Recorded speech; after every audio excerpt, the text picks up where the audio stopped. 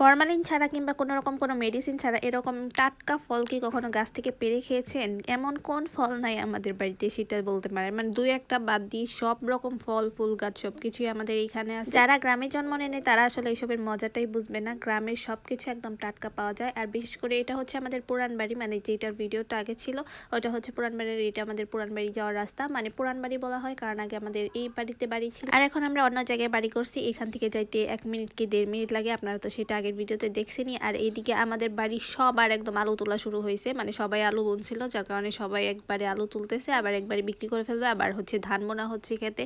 আর ওই যে দেখতে পাচ্ছেন কিছু মহিলারা, ওইটাই কিন্তু আমাদের ক্ষেত, ওইখানে হচ্ছে আমাদের আলুগুলো তোলা হচ্ছে। আমাদের আলু গাছ হচ্ছে পরে বোনা হয়েছিল আলু ক্ষেত, আর এখন হচ্ছে তোলা হইতেছে মানে সবার পরে।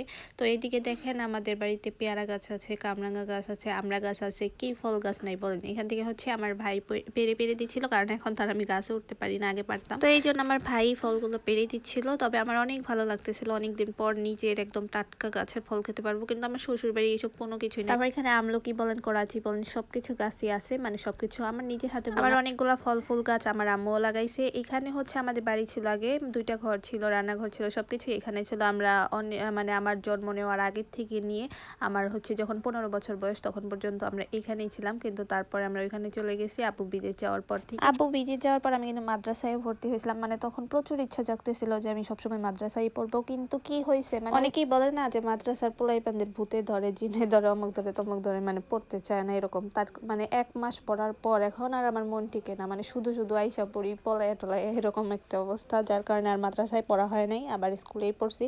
আমার 1 বছর গ্যাপও গেছে এই জন্য, কারণ তখন আমার সামনে সমাপনী ছিল, রেজিস্ট্রেশন করা ছিল না, যার কারণে সমাপনী দিতে পারি নাই। আর এইদিকে আমার ছেলেকে আমার ভাই হচ্ছে পেয়ারা সাত্তাসি বাটু খাবে না, কামরাঙ্গা দিতেছে তাও খাবে না, মানে প্রচুর জেদি, যেটা দিতে বলো ওইটা না দিলে এরকম একটা জেদ শুরু করে দেয়। আরেকটা অবাক করা জিনিস জানেন কি, আমার আম্মু কিন্তু, আমি ছোটবেলা থেকেই দেখছি আম্মু হচ্ছে খেতে অনেক কাজ করছে, কারণ তখন আমাদের অনেক অভাব ছিল, এত টাকা পয়সা ছিল না, এত কোনো কিছুই ছিল না, যার কারণে আব্বুর সাথে সাথে আম্মু অনেক কাজ করছে, এখনো অনেক কিছুই আবাদ করতে পারে। আব্বু বিদেশ যাওয়ার পর থেকে করে না, তারপরেও কামলা টাকা দিয়ে রেখে তারপর হচ্ছে অনেক খেতে আবাদ করছে, একা একাই সবকিছু, কোথা থেকে কি জোগাড় করতে হবে সবকিছু আমার আম্মুই করতো।